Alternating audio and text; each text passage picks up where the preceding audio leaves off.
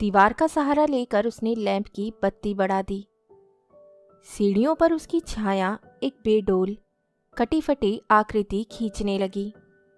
7 number कमरे में लड़कियों की बातचीत और हंसी ठहाकों का स्वर अभी तक आ रहा था। लतिका ने दरवाजा खटखटाया। शोर अचानक बंद हो गया। कौन है? लतिका चुप खड़ी रही। कमरे में कुछ देर तक खुसर पुसर होती रही। फिर दरवाजे की चिटकनी के खुलने का स्वर आया। लतिका कमरे की दहलीज से कुछ आगे बढ़ी। लैंप की झपकती लो में लड़कियों के चेहरे सिनेमा के पर्दे पर ठहरे हुए क्लोजअप की भांति उभरने लगे। कमरे में अंधेरा क्यों रखा है? लतिका के स्वर में हल्की सी झिड़की का आभास था। लैंप में तेल ही खत्म हो गया मैम। यह सुधा का कमरा था, इसीलिए उसे ही उत्तर देना पड़ा। हॉस्टल में शायद वे सबसे अधिक लोकप्रिय थी, क्योंकि सदा छुट्टी के समय या रात को डिनर के बाद आसपास के कमरों में रहने वाली लड़कियों का जमघट उसी के कमरे में लग जाता था। देर तक गपशप हंसी मजाक चलता रहता। तेल के लिए करीमुद्दीन से क्यों नहीं कहा? कितनी बार कहा मैम, लेकिन उसे याद रहे तब तो। कमरे में हंसी की फुहार एक कोने से दूसरे कोने तक फैल गई। लतिका के कमरे में आने से अनुशासन की जो घुटन घिराई थी वे अचानक बह गई। करीमुद्दीन हॉस्टल का नौकर था। उसके आलम और काम में टाल मटोल करने के किस्से हॉस्टल की लड़कियों में पीढ़ी दर पीढ़ी चले आते थे। लतिका को हठात कुछ स्मरण हो आया। अंधेरे में लैंप घुमाते हुए चारों ओर निगाहें दौड़ाई। कमरे में चारों ओर घेरा बनाकर वे बैठी थी, पास पास एक दूसरे से सटकर। सबके चेहरे परिचित थे, किंतु लैंप के पीले मध्यम प्रकाश में मानो कुछ बदल गया था, या जैसे वे उन्हें पहली बार देख रही थी। जूली, अब तक तुम इस ब्लॉक में क्या कर रही हो? जूली खिड़की के पास पलंग के सिराने बैठी थी। उसने चुपचाप आंखें नीची कर ली। लैंप का प्रकाश चारों ओर से सिमटकर अब केवल उसके चेहरे पर गिर रहा था। नाइट रजिस्टर पर दस्तखत कर दिए? हाँ मैम। फिर लतिका का स्वर कड़ा हो गया। जूली सकुचाकर खिड़की से बाहर देखने लगी। जब से लतिका इस स्कूल में आई है, उसने अनुभव किया है कि हॉस्टल के इस नियम का पालन डांट फटकार के बावजूद नहीं होता। मैम, कल से छुट्टियां शुरू हो जाएंगी, इसलिए आज रात हम सबने मिलकर। और सुधा पूरी बात न कहकर हेमंती की ओर देखते हुए मुस्कुराने लगी। हेमंती की गाने का प्रोग्राम है, आप भी कुछ देर बैठिए ना। लतिका को उलझन मालूम हुई। इस समय यहाँ आकर उसने इनके मजे को किरकिरा कर दिया। इस छोटे से हिल स्टेशन पर रहते उसे खासा अरसा हो गया, लेकिन कब समय पतझड़ और गर्मियों का घेरा पार कर सर्दी की छुट्टियों की गोद में सिमट जाता है, उसे कभी याद नहीं रहता। चोरों की तरह चुपचाप वह धैर्य से बाहर हो गई। उसके चेहरे का तनाव ढीला पड़ गया। वह मुस्कुराने लगी।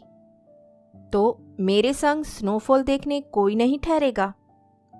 मैम, छुट्टियों में आप क्या घर नहीं जा रही हैं? सब लड़कियों की आंखें उस पर जम गई।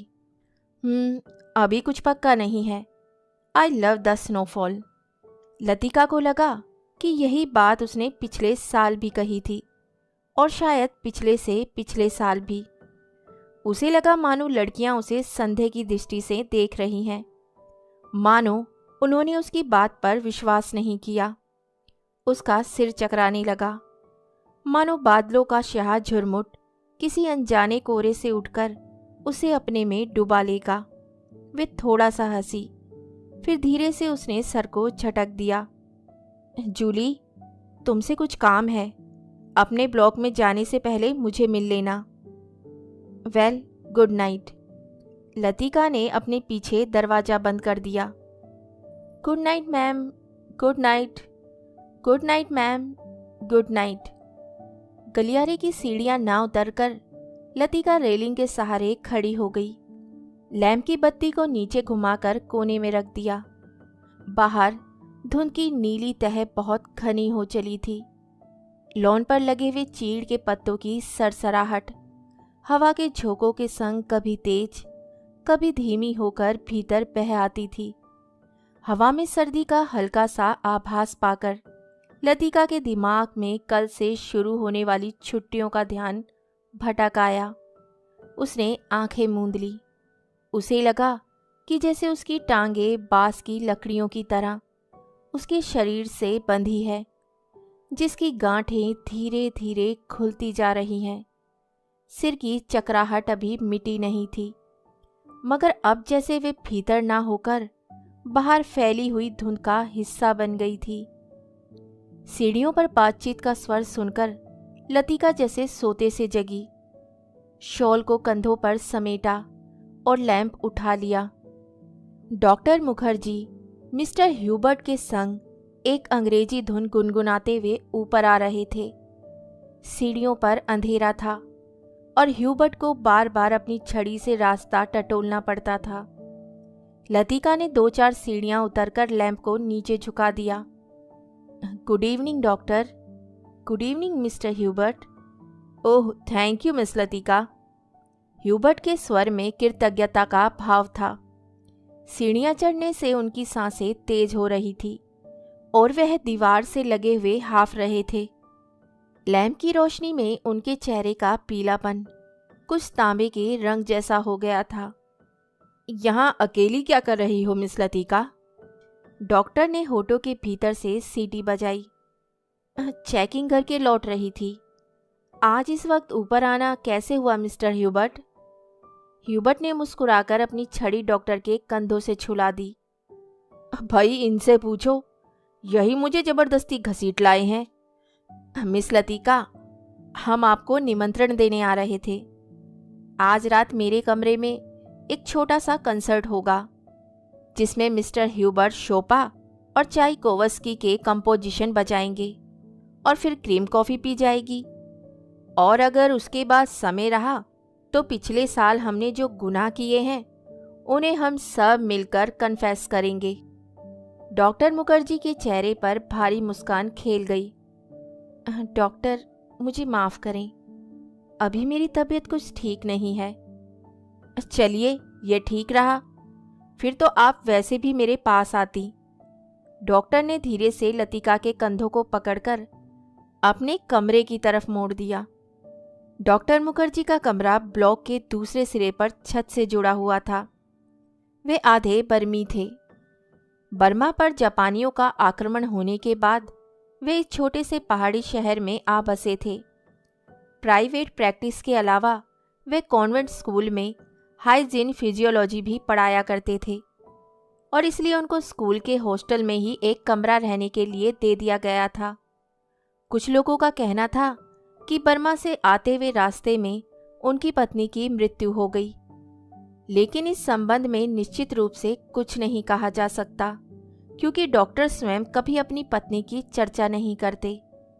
बातों के दौरान डॉक्टर अक्सर कहा करते हैं, मरने से पहले मैं एक दफ़ा बर्मा जरूर जाऊंगा, और तब एक क्षण के लिए उनकी आंखों में एक नमी सी छा जाती। लतिका चाहने पर भी उनसे कुछ नहीं पूछ पाती। उसे लगता कि डॉक्टर नहीं चाहते कि कोई अतीत के संबंध में उनसे कुछ भी पूछे या सहानुभूति दिखलाए। दूसरे ही क्षण अपनी गंभीरता को दूर ठेलते हुए वे हंस पड़ते, एक सूखी बुझी हुई हंसी। होम सिकनेस ही एक ऐसी बीमारी है जिसका इलाज किसी डॉक्टर के पास नहीं। छत पर मेज कुर्सियां डाल दी गई और भीतर कमरे में परकोलेटर में कॉफ़ी का पानी चढ़ा दिया गया। सुना है अगले 2-3 वर्षों में यहाँ पर बिजली का इंतज़ाम हो जाएगा, डॉक्टर ने स्प्रिट लैंप चलाते हुए कहा। भाई ये बात तो पिछले 10 सालों से सुनने में आ रही है। अंग्रेजों ने भी कोई लंबी चौड़ी स्कीम बनाई थी, पता नहीं उसका क्या हुआ, ह्यूबर्ट ने कहा। वह आराम कुर्सी पर लेटा हुआ बाहर लॉन की ओर देख रहा था। लतिका कमरे से 2 मोमबत्तियां ले आई। मेज के दोनों सिरों पर टिकाकर उन्हें जला दिया गया। छत का अंधेरा मोमबत्ती की फीकी रोशनी के इर्द गिर्द सिमटने लगा। एक घनी नीरवता चारों ओर घिरने लगी। हवा में चीड़ के वृक्षों की साएं साएं, दूर दूर तक फैली पहाड़ियों और घाटियों में सीटियों की गूंज सी छोड़ती जा रही थी। इस बार शायद बर्फ जल्दी गिरेगी। अभी से हवा में एक सर्द खुश्की सी महसूस होने लगी है। डॉक्टर का सिगार अंधेरे में लाल बिंदी सा चमक रहा था। पता नहीं मिस वुड को स्पेशल सर्विस का गोरख धंधा क्यों पसंद आता है। छुट्टियों में घर जाने से पहले क्या यह जरूरी है कि लड़कियां फादर एलमंड का स्मरण सुने? ह्यूबर्ट ने कहा।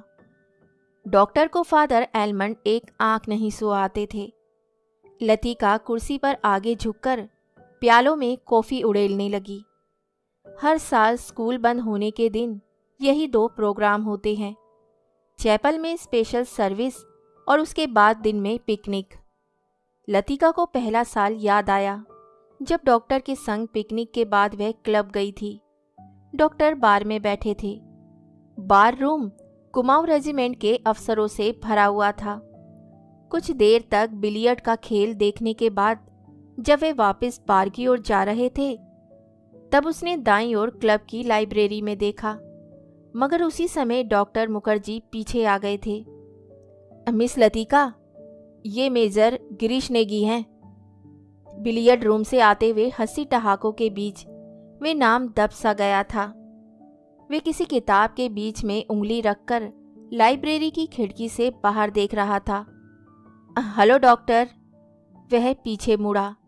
तब उस क्षण ना जाने क्यों लतिका का हाथ कांप गया और कॉफी की कुछ गर्म बूंदें उसकी साड़ी पर छलक आई। अंधेरे में किसी ने नहीं देखा कि लतिका के चेहरे पर एक उनिंदा रितापन घिर आया है। हवा के झोंके से मोमबत्तियों की लो फड़कने लगी। छत से भी ऊंची काठगोदाम जाने वाली सड़क पर यूपी रोडवेज की आखिरी बस डाक लेकर जा रही थी। बस की हेडलाइट्स में आसपास फैली हुई झाड़ियों की छायाएं घर की दीवार पर सरकती हुई गायब होने लगी। मिस लतिका, आप इस साल भी छुट्टियों में यहीं रहेंगी? डॉक्टर ने पूछा। डॉक्टर का सवाल हवा में टंगा रहा।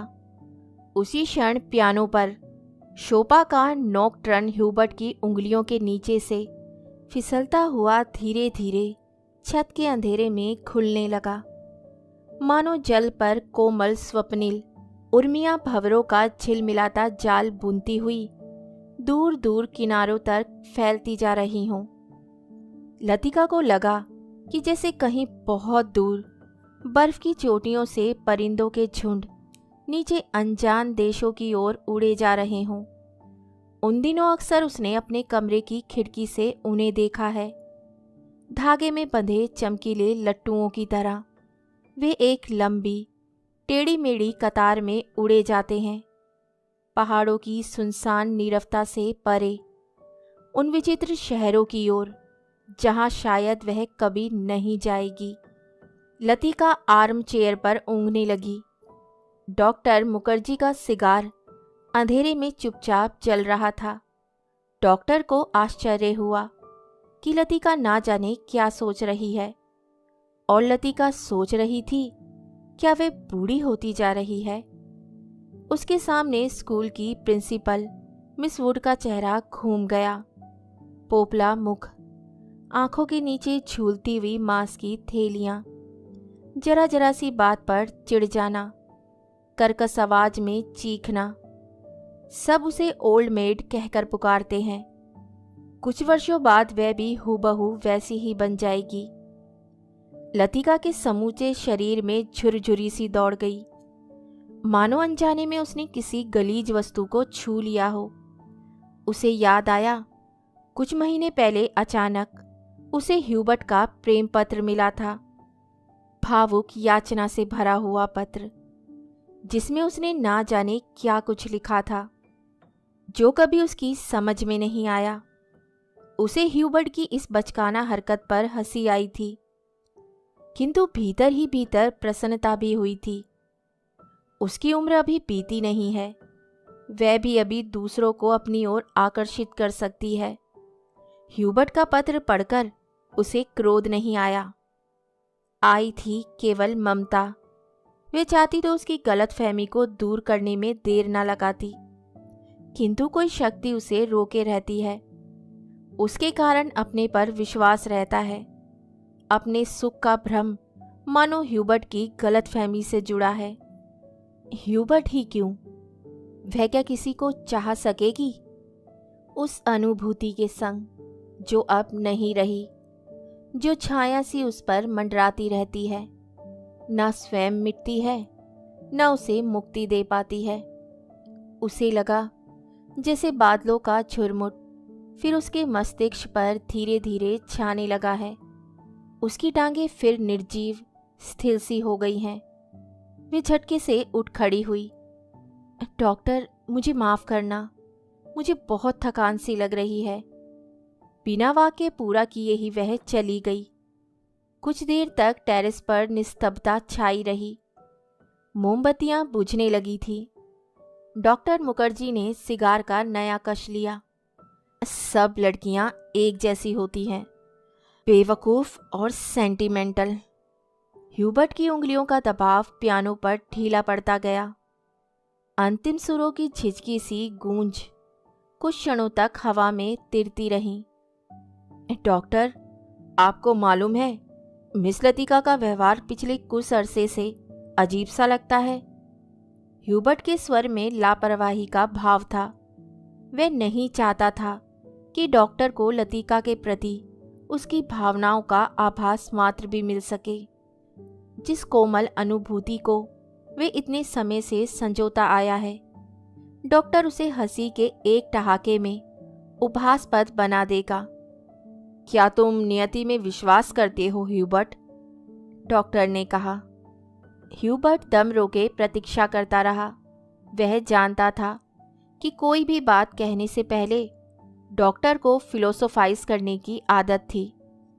डॉक्टर टेरेस के जंगले से सटकर खड़ा हो गया। फीकी सी चांदनी में चीड़ के पेड़ों की छायाएं लॉन पर गिर रही थी। कभी कभी कोई जुगनू अंधेरे में हरा प्रकाश छिड़कता हवा में गायब हो जाता था। मैं कभी कभी सोचता हूँ, इंसान जिंदा किस लिए रहता है? क्या उसे कोई और बेहतर काम करने को नहीं मिला? हजारों मील अपने मुल्क से दूर मैं यहाँ पड़ा हूँ। यहाँ कौन मुझे जानता है? यहीं शायद मर भी जाऊंगा। ह्यूबर्ट, क्या तुमने कभी महसूस किया है कि एक अजनबी की हैसियत से पराई जमीन पर मर जाना काफ़ी खौफनाक बात है? ह्यूबर्ट विस्मित सा डॉक्टर को देखने लगा। उसने पहली बार डॉक्टर मुखर्जी के इस पहलू को देखा था। अपने संबंध में वे अक्सर चुप रहते थे। कोई पीछे नहीं है, ये बात मुझ में एक अजीब किस्म की बेफिक्री पैदा कर देती है। लेकिन कुछ लोगों की मौत अंत तक पहली बनी रहती है। शायद वे जिंदगी से बहुत उम्मीद लगाते थे। उसे ट्रेजिक भी नहीं कहा जा सकता, क्योंकि आखिरी दम तक उन्हें मरने का एहसास नहीं होता। डॉक्टर, आप किसका जिक्र कर रहे हैं? ह्यूबर्ट ने परेशान होकर पूछा। डॉक्टर कुछ देर तक चुपचाप सिगार पीता रहा। फिर मुड़कर वह मोमबत्तियों की बुझती हुई लो को देखने लगा। तुम्हें मालूम है, किसी समय लतिका बिलानागा क्लब जाया करती थी। गिरीश नेगी से उसका परिचय वहीं हुआ था। कश्मीर जाने से एक रात पहले उसने मुझे सब कुछ बता दिया था। मैं अब तक लतिका से उस मुलाकात के बारे में कुछ नहीं कह सका हूँ, किंतु उस रात कौन जानता था कि वह वापस नहीं लौटेगा। और अब क्या फर्क पड़ता है? Let the dead die. Doctor की सूखी सर्द हंसी में खोखली सी शून्यता भरी थी। कौन गिरीश नेगी? कुमाऊं रेजिमेंट में कैप्टन था। डॉक्टर, क्या लतिका? ह्यूबर्ट से आगे कुछ नहीं कहा गया। उसे याद आया वह पत्र जो उसने लतिका को भेजा था। कितना अर्थहीन और उपहासपद। जैसे उसका एक एक शब्द उसके दिल को कचोट रहा हो। उसने धीरे से पियानो पर सिर टिका लिया। लतिका ने उसे क्यों नहीं बताया? क्या वे इसके योग्य भी नहीं था? लतिका, लतिका वह तो बच्ची है, पागल। मरने वाले के संग खुद थोड़े ही मरा जाता है। कुछ देर बाद चुप रहकर डॉक्टर ने अपने प्रश्न को फिर दोहराया। लेकिन ह्यूबर्ट, क्या तुम नियति पर विश्वास करते हो? हवा के हल्के झोंके से मोमबत्तियां एक बार प्रज्वलित होकर बुझ गईं। टेरेस पर ह्यूबर्ट और डॉक्टर अंधेरे में एक दूसरे का चेहरा नहीं देख पा रहे थे, फिर भी वे एक दूसरे की ओर देख रहे थे। कॉन्वेंट स्कूल के कुछ दूर मैदानों में बहते पहाड़ी नाले का स्वर आ रहा था। बहुत देर बाद कुमाऊं रेजिमेंट सेंटर का बिगुल सुनाई दिया तो ह्यूबर्ट हड़बड़ाकर खड़ा हो गया। अच्छा डॉक्टर, चलता हूँ। Doctor, good night. Good night Hubert, मुझे माफ़ करना, मैं सिगार ख़त्म करके उठूँगा। सुबह बदली छाई थी। लतिका के खिड़की खोलते ही धुंध का गुब्बारा सा भीतर घुस आया, जैसे रात भर दीवार के सहारे सर्दी में ठिठुरता हुआ वह भीतर आने की प्रतीक्षा कर रहा हो। स्कूल से ऊपर चैपल जाने वाली सड़क बादलों में छिप गई थी। केवल चैपल का क्रॉस धुंध के पर्दे पर एक दूसरे को काटती हुई पेंसिल की रेखाओं सा दिखाई दे जाता था। लतिका ने खिड़की से आंखें हटाई तो देखा कि करीमुद्दीन चाय की ट्रे लिए खड़ा है। करीमुद्दीन मिलिट्री में अर्दली रह चुका था, इसलिए ट्रे मेज पर रखकर अटेंशन की मुद्रा में खड़ा हो गया। लतिका झटके से उठ बैठी। सुबह से आलस करके कितनी बार जागकर वह सो चुकी थी।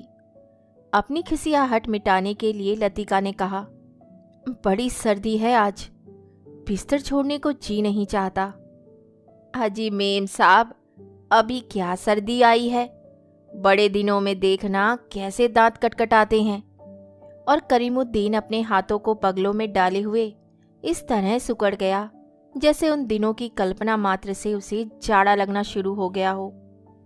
गंजे सिर पर दोनों तरफ के उसके बाल खिजाब लगाने से कत्थई रंग के भूरे हो गए थे। बात चाहे किसी विषय पर हो रही हो, वे हमेशा खींच तान कर उसे ऐसे क्षेत्र में घसीट लाता था जहां वह बेझिझक अपने विचारों को प्रकट कर सके। मेम साहब, एक दफा तो यहाँ लगातार इतनी बर्फ गिरी थी कि भुवाली से लेकर डाक बंगले तक सारी सड़कें जाम हो गई। इतनी बर्फ थी मेम साहब कि पेड़ों की टहनियां तक सिकुड़ कर तनों से लिपट गई थी, बिल्कुल ऐसे। और करीमुद्दीन नीचे झुककर मुर्गा सा बन गया। कब की बात है? लतिका ने पूछा। अब यह तो जोड़ हिसाब करके ही पता चलेगा मेम साहब, लेकिन इतना याद है कि उस वक्त अंग्रेज बहादुर यहीं थे। कंटोनमेंट की इमारत पर कौमी झंडा नहीं लगा था। बड़े जबर थे ये अंग्रेज, 2 घंटों में ही सारी सड़कें साफ करवा दी। उन दिनों एक सीटी बजाते ही 50 घोड़े वाले जमा हो जाते थे। अब तो सारे शेड खाली पड़े हैं। वे लोग अपनी खिदमत भी करवाना जानते थे। अब तो सब उजाड़ हो गया। करीमुद्दीन उदास भाव से बाहर देखने लगा। आज ये पहली बार नहीं है जब लतिका करीमुद्दीन से उन दिनों की बातें सुन रही है, जब अंग्रेज बहादुर ने इस स्थान को स्वर्ग बना रखा था। आप छुट्टियों में इस साल भी यहीं रहेंगी मेम साहब? दिखता तो कुछ ऐसा ही है करीमुद्दीन, तुम्हें फिर तंग होना पड़ेगा। क्या कहती हैं मेम साहब, आपके रहने से हमारा भी मन लग जाता है, वरना छुट्टियों में तो यहाँ कुत्ते लौटते हैं। तुम जरा मिस्त्री से कह देना कि इस कमरे की छत की मरम्मत कर जाए।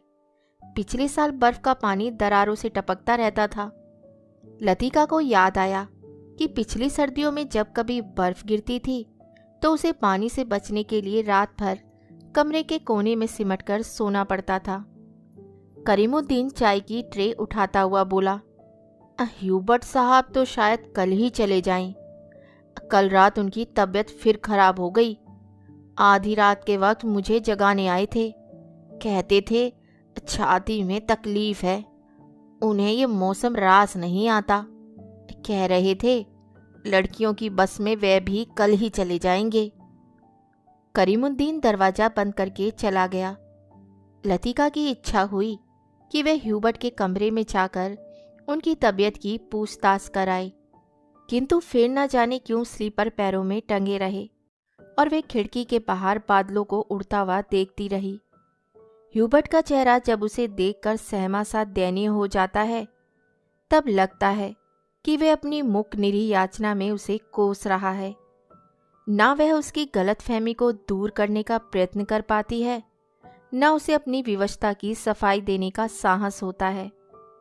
उसे लगता है कि इस जाले से बाहर निकलने के लिए वे धागे के जिस सिरे को पकड़ती है, वे खुद एक गांठ बनकर रह जाता है। बाहर बूंदाबांदी होने लगी थी। कमरे की टीन की छत खटखट बोलने लगी।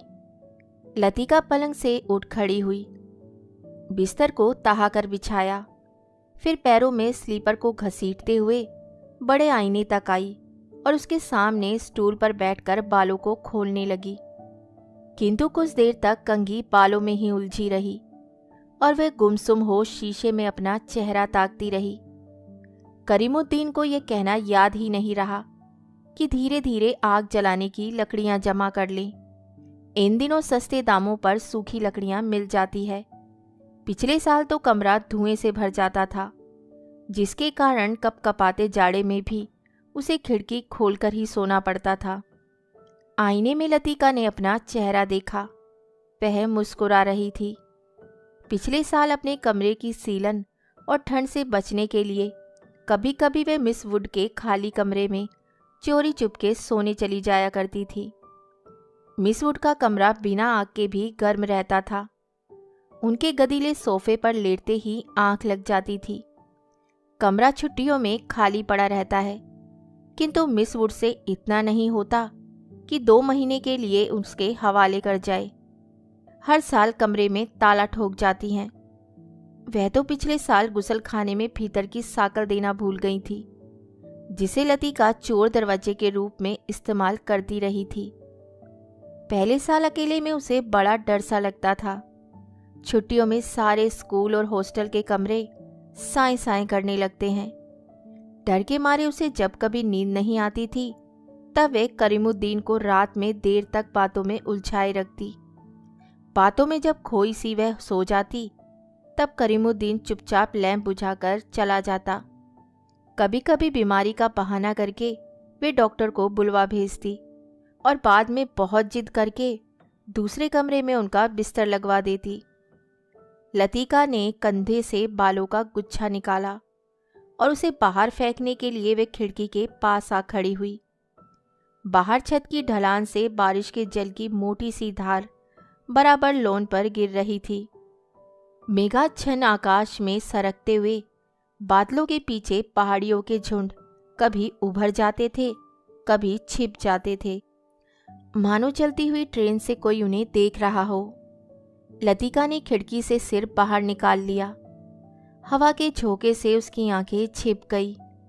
उसे जितने काम याद आते हैं, उतना ही आलस घना होता जाता है। बस की सीट रिजर्व करवाने के लिए चपरासी को रुपये देने हैं।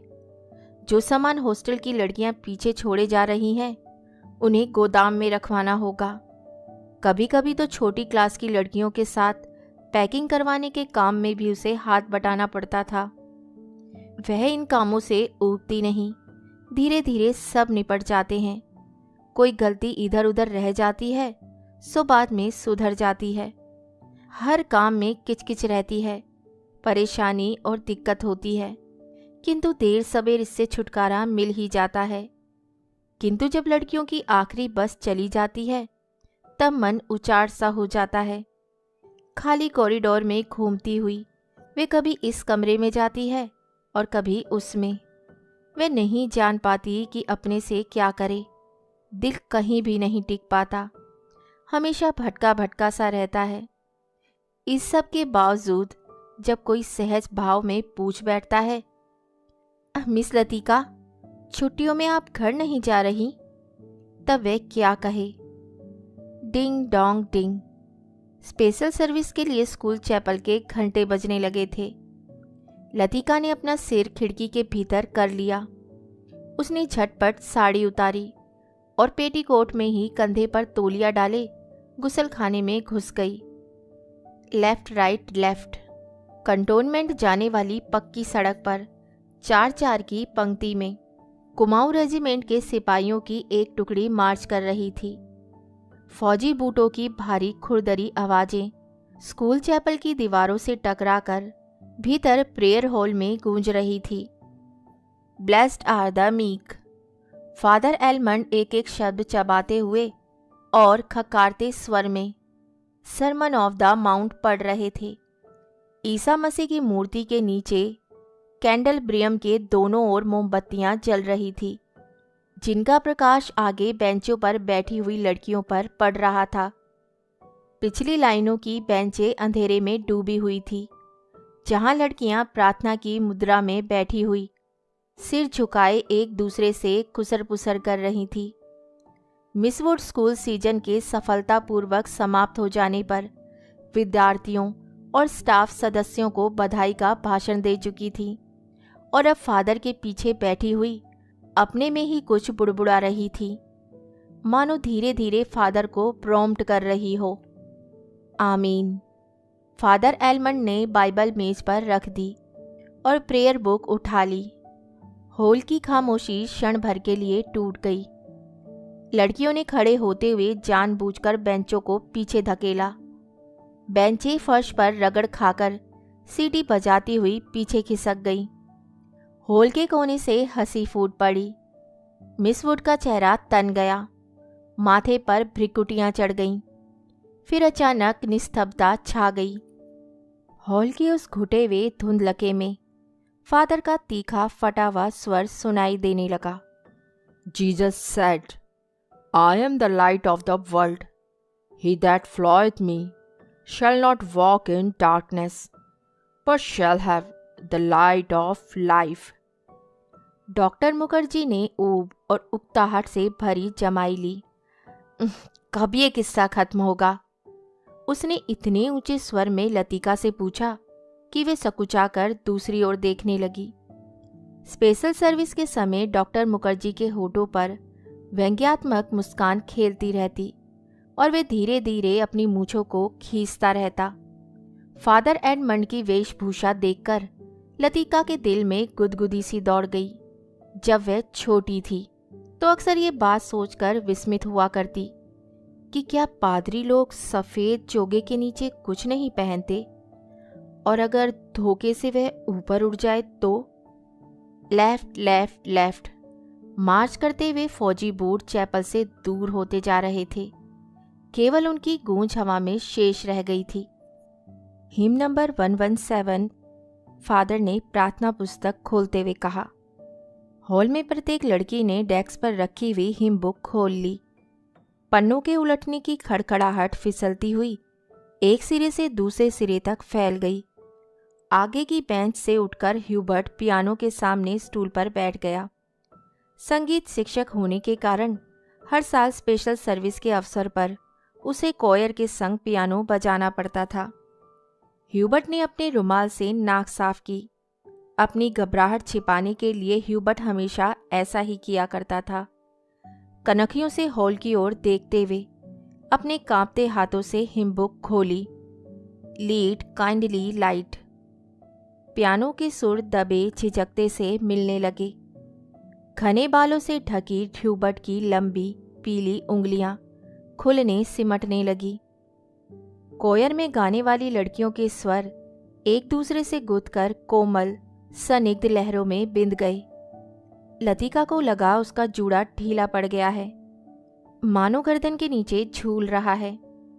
मिस वुड की आंख बचाकर लतिका ने चुपचाप बालों में लगे क्लिपों को कसकर खींच दिया। बड़ा झक्की आदमी है। सुबह मैंने ह्यूबर्ट को यहाँ आने से मना किया था, फिर भी चला आया। भाई बड़ा झक्की आदमी है। सुबह मैंने ह्यूबर्ट को यहाँ आने से मना किया था, फिर भी चला आया, डॉक्टर ने कहा। लतिका को करीमुद्दीन की बात याद आ गई। रात भर ह्यूबर्ट को खांसी का दौरा पड़ा था, कल जाने के लिए कह रहे थे। लतिका ने सिर टेढ़ा करके ह्यूबर्ट के चेहरे की एक झलक पाने की विफल चेष्टा की। इतने पीछे से कुछ भी देख पाना असंभव था। पियानो पर झुका हुआ केवल ह्यूबर्ट का सिर दिखाई देता था। Lead kindly light. संगीत के सुर मानो एक ऊंची पहाड़ी पर चढ़कर हाफती हुई सांसों को आकाश की अबाध शून्यता में बिखेरते हुए नीचे उतर रहे थे। बारिश की मुलायम धूप चैपल के लंबे चकोर शीशों पर झिलमिला रही हैं, जिसकी एक महीन चमकीली रेखा ईसा मसीह की प्रतिमा पर तिरछी होकर गिर रही है। मोमबत्तियों का धुआं धूप में नीली सी लकीर खींचता हुआ हवा में तिरने लगा है। पियानो के क्षणिक पोज में लतिका को पत्तों का परिचित मरमर कहीं दूर अनजानी दिशा से आता हुआ सुनाई दे जाता है। एक क्षण के लिए एक भ्रम हुआ कि चैपल का फीका सा अंधेरा उस छोटे से प्रेयर हॉल के चारों कोनों से सिमटता हुआ उसके आसपास घेर आया है, मानो कोई उसकी आंखों पर पट्टी बांधकर उसे यहाँ तक ले आया हो और अचानक उसकी आंखें खोल दी हो। उसे लगा कि जैसे मोमबत्तियों के धूमिल आलोक में कुछ भी ठोस वास्तविक ना रहा हो। चैपल की छत, दीवारें, डेस्क पर रखा हुआ डॉक्टर का सुघड़ सुडौल हाथ और पियानो के सुर अतीत की धुंध को भेदते हुए स्वयं उस धुंध का भाग बनते जा रहे हों। एक पगली सी स्मृति, एक उद्भ्रांत भावना, चैपल के शीशों के परे पहाड़ी सूखी हवा में झुकी हुई विपिंग विलोज की कांपती टहनियाँ, पैरों तले चीड़ के पत्तों की धीमी सी चिर परिचित खड़खड़। वहीं पर गिरीश एक हाथ में मिलिट्री का खाकी हैट लिए खड़ा है, चौड़े उठे हुए सबल कंधे। अपना सिर वहां टिका दो तो जैसे सिमट कर खो जाएगा। चार्ल्स बोयर, ये नाम उसने रखा था। वे झेप कर हंसने लगा। तुम्हें आर्मी में किसने चुन लिया? मेजर बन गए हो, लेकिन लड़कियों से भी गए बीते हो। जरा जरा सी बात पर चेहरा लाल हो जाता है। ये सब वे कहती नहीं, सिर्फ सोचती भर थी। सोचा था कभी कहूँगी, वह कभी कभी नहीं आया। बुरुस का लाल फूल लाए हो ना? झूठे खाकी कमीज के जिस जेब पर बैज चिपके थे, उसमें से मुसावा बुरुस का फूल निकल आया। छी, सारा मुरझा गया। अभी खिला कहाँ है? उसके बालों में गिरीश का हाथ उलझ रहा है। फूल कहीं टिक नहीं पाता। फिर उसे क्लिप के नीचे फंसाकर उसने कहा, देखो। वह मुड़ी और इससे पहले कि वह कुछ कह पाती, गिरीश ने अपना मिलिट्री का हैट धप से उसके सिर पर रख दिया। वह मंत्रमुग्ध सी वैसी ही खड़ी रही। उसके सिर पर गिरीश का हैट है, माथे पर छोटी सी बिंदी है, बिंदी पर उड़ते हुए बाल हैं। गिरीश ने उस बिंदी को अपने होठों से छुआ है। उसने उसके नंगे सिर को अपने दोनों हाथों में समेट लिया है। लतिका, गिरीश ने चिढ़ाते हुए कहा, मैन ईटर ऑफ कुमाऊं।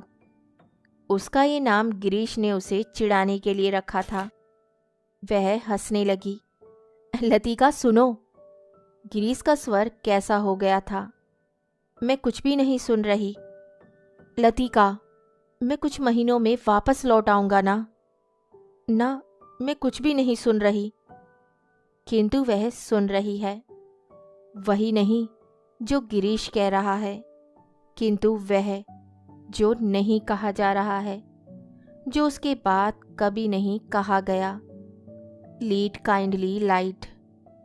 लड़कियों का स्वर पियानो के सुरों में डूबा हुआ गिर रहा है, उठ रहा है। ह्यूबर्ट ने सिर मोड़कर लतिका को निमिष भर देखा।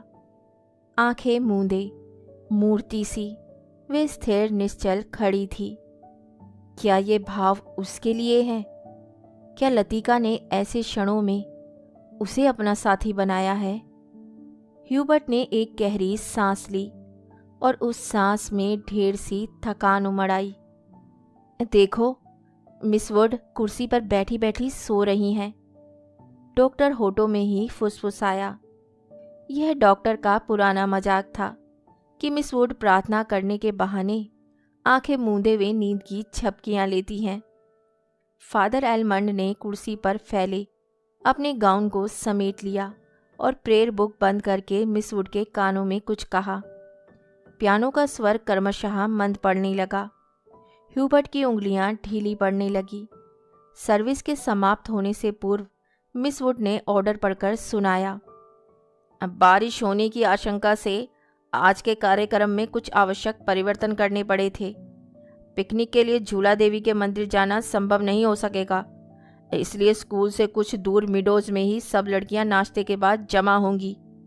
सब लड़कियों को दोपहर का लंच हॉस्टल किचन से ही ले जाना होगा। केवल शाम की चाय मिडोज में बनेगी।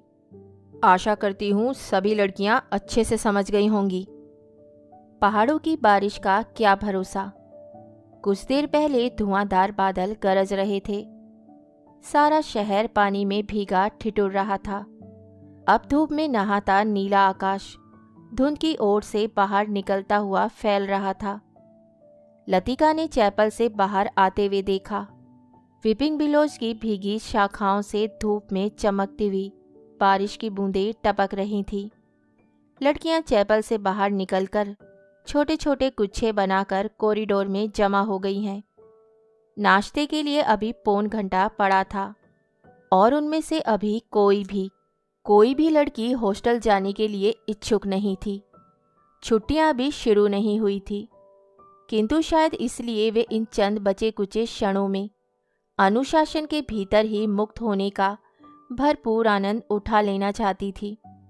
मिस वुड को लड़कियों का ये गुलगपाड़ा अखरा, किंतु फादर एलमंड के सामने वे उन्हें डांट फटकार नहीं सकी। अपनी झुंझलाहट दबाकर वे मुस्कुराते हुए बोली, कल सब चली जाएंगी, सारा स्कूल वीरान हो जाएगा। फादर एलमंड का लंबा ओजपूर्ण चेहरा चैपल की घुटी हुई गरमाई से लाल हो उठा था। कॉरिडोर के जंगले पर अपनी छड़ी लटकाकर वह बोले, छुट्टियों में पीछे हॉस्टल में कौन रहेगा? पिछले 2-3 सालों से मिस लतिका ही रह रही हैं और डॉक्टर मुखर्जी छुट्टियों में कहीं नहीं जाते। डॉक्टर तो सर्दी गर्मी यहीं रहते हैं। मिस वुड ने विस्मय से फादर की ओर देखा। वह समझ नहीं सकी कि फादर ने डॉक्टर का प्रसंग क्यों छेड़ दिया है। डॉक्टर मुखर्जी छुट्टियों में कहीं नहीं जाते। 2 महीने की छुट्टियों में बर्मा जाना काफी कठिन है फादर। मिस वुड हंसने लगी। मिस वुड, पता नहीं आप क्या सोचती हैं, मुझे तो मिस लतिका का हॉस्टल में अकेले रहना कुछ समझ नहीं आता। मिस वुड ने कहा, यह तो कॉन्वेंट स्कूल का नियम है कि कोई भी टीचर छुट्टियों में अपने खर्चे पर हॉस्टल में रह सकती है। अब मैं फिलहाल स्कूल के नियमों की बात नहीं कर रहा मिस लतिका डॉक्टर के संग यहाँ अकेली ही रह जाएंगी। और सच पूछिए मिस वुड, डॉक्टर के बारे में मेरी राय कुछ बहुत अच्छी नहीं है। अब फादर, आप कैसी बातें कर रहे हैं? मिस लतिका बच्चा थोड़े ही है। मिस वुड को ऐसी आशा नहीं थी कि फादर एलमंड अपने दिल में ऐसी दकियानुसी भावना को स्थान देंगे। फादर एलमंड कुछ हतप्रभ से हो गए। बात पलटते हुए बोले, मिस वुड, मेरा मतलब यह नहीं था। आप तो जानती हैं, मिस लतिका और उस मिलिट्री अफसर को लेकर एक अच्छा खासा स्कैंडल बन गया था। स्कूल की बदनामी होने में क्या देर लगती है। वह बेचारा तो अब नहीं रहा। मैं उसे जानती थी फादर, ईश्वर उसकी आत्मा को शांति दे। मिस वुड ने धीरे से अपनी दोनों बाहों से क्रॉस किया। फादर एलमंड को मिस वुड की मूर्खता पर इतना अधिक क्षोभ हुआ कि उनसे आगे और कुछ नहीं बोला गया। डॉक्टर मुखर्जी से उनकी कभी नहीं पटती थी, इसलिए मिस वुड की आंखों में वे डॉक्टर को नीचा दिखाना चाहते थे, किंतु मिस वुड लतिका का रोना ले बैठी। आगे बात बढ़ाना व्यर्थ था। उन्होंने छड़ी को जंगले से उठाया और ऊपर साफ खुले आकाश को देखते हुए बोले, प्रोग्राम आपने यूं ही बदला मिस वुड, अब क्या बारिश होगी? ह्यूबर्ट जब चैपल से बाहर निकला तो उसकी आंखें चकाचौंध सी हो गईं। उसे लगा जैसे किसी ने अचानक ढेर सी चमकीली उबलती हुई रोशनी मुट्ठी में भरकर उसकी आंखों में झोंक दी है। पियानो के संगीत से सुर रुई की छुई मुई रेशों की भांति अब तक उसके मस्तिष्क की थकी मांदी नसों पर फड़फड़ा रहे थे। वह काफ़ी थक गया था। पियानो बजाने से उसके फेफड़ों पर हमेशा भारी दबाव पड़ता है। दिल की धड़कन तेज हो जाती थी। उसे लगता था कि संगीत के एक नोट को दूसरे नोट में उतारने के प्रयत्न में वे एक अंधेरी खाई पार कर रहा है। आज चैपल में मैंने जो महसूस किया वे कितना रहस्यमय, कितना विचित्र था, ह्यूबर्ट ने सोचा। मुझे लगा पियानो का हर नोट चिरंतन खामोशी की अंधेरी खो से निकलकर बाहर फैली नीली धुंध को काटता तराशता हुआ एक भूला सा अर्थ खींच लाता है।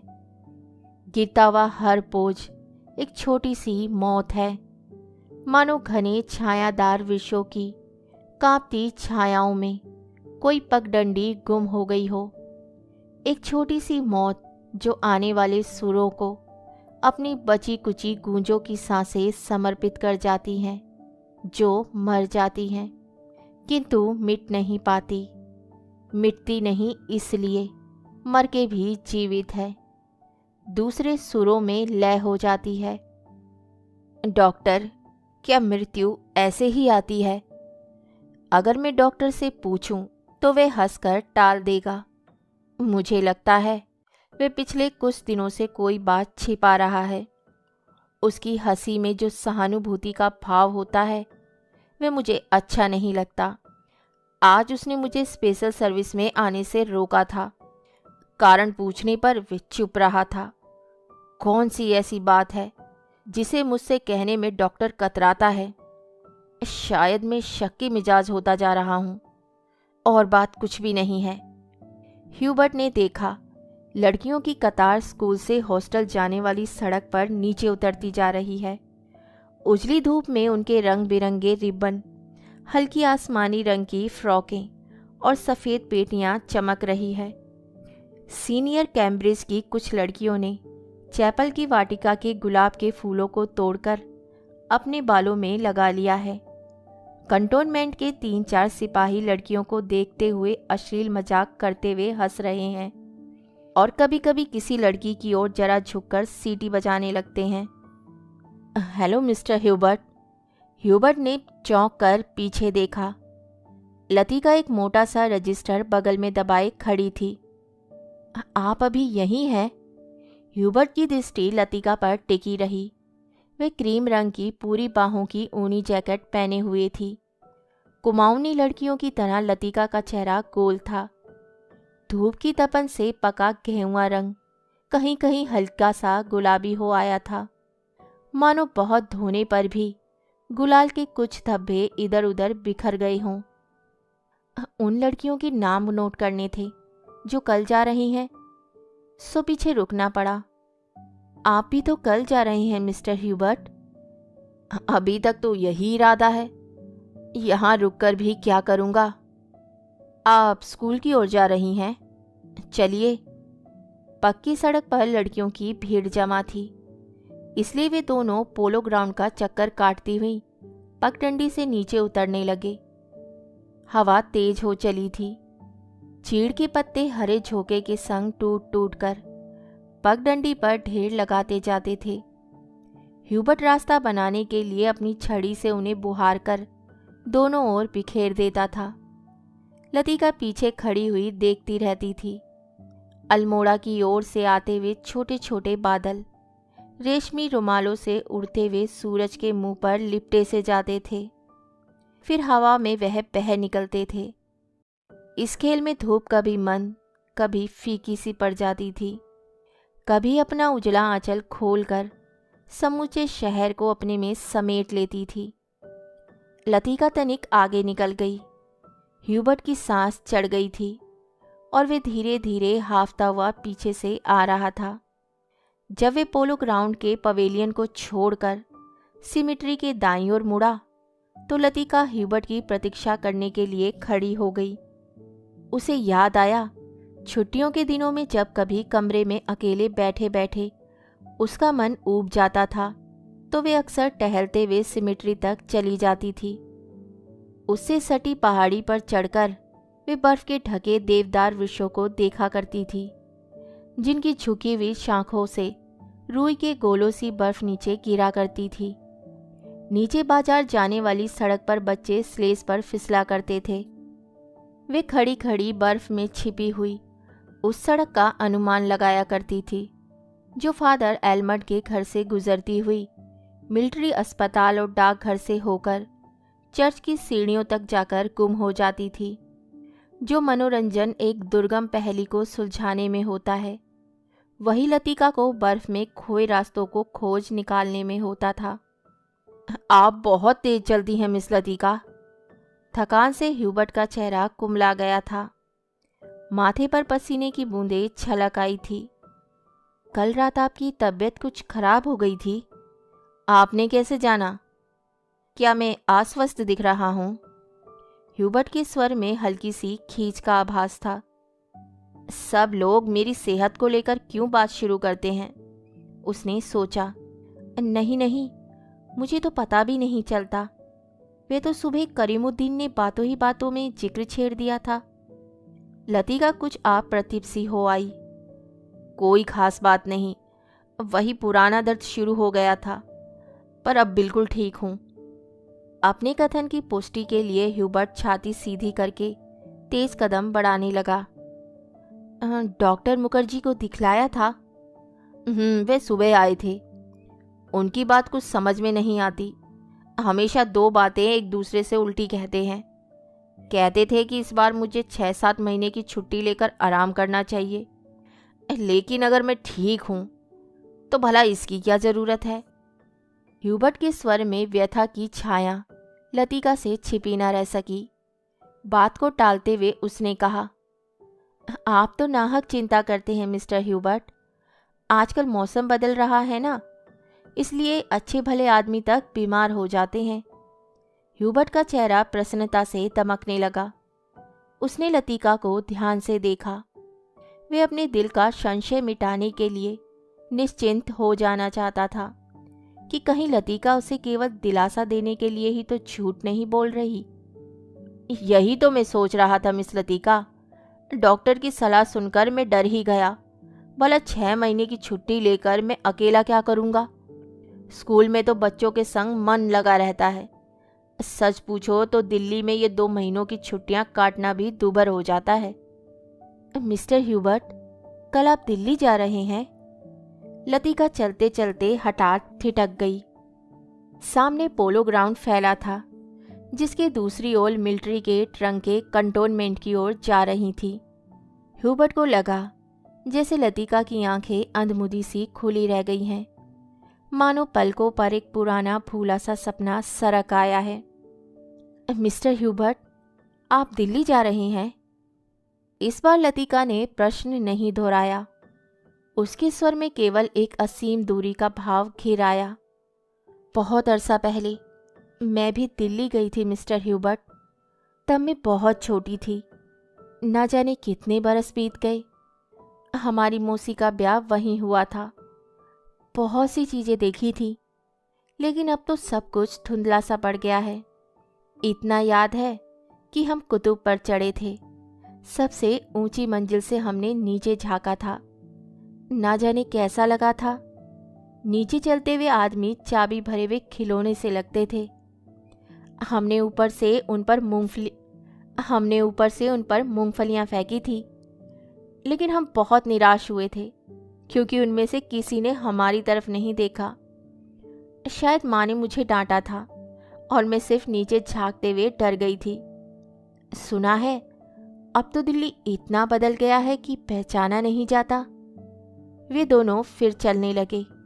हवा का वेग ढीला पड़ने लगा। उड़ते हुए बादल अब सुस्ताने से लगे थे। उनकी छायाएं नंदा देवी और पंचचूली की पहाड़ियों पर गिर रही थी। स्कूल के पास पहुंचते पहुंचते चीड़ के पेड़ पीछे छूट गए। कहीं कहीं खुबानी के पेड़ों के आसपास बुरुस के लाल फूल धूप में चमक जाते थे। स्कूल तक जाने में उन्होंने पोलो ग्राउंड का लंबा चक्कर लगा लिया था। मिस लतिका, आप कहीं छुट्टियों में जाती क्यों नहीं? सर्दियों में तो यहाँ सब कुछ वीरान हो जाता होगा। अब मुझे यहाँ अच्छा लगता है, लतिका ने कहा। पहले साल अकेलापन कुछ अखरा था, अब आदी हो चुकी हूँ। किस्मत से एक रात पहले क्लब में डांस होता है, लॉटरी डाली जाती है और रात को देर तक नाच गाना होता रहता है। नए साल के दिन कुमाऊं रेजिमेंट की ओर से परेड ग्राउंड में कार्निवाल किया जाता है। बर्फ पर स्केटिंग होती है।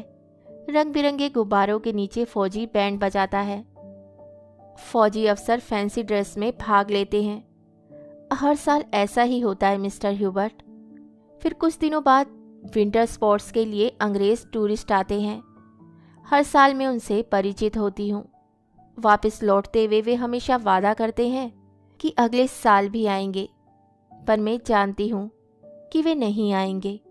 वे भी जानते हैं कि वे नहीं आएंगे। फिर भी हमारी दोस्ती में कोई अंतर नहीं पड़ता।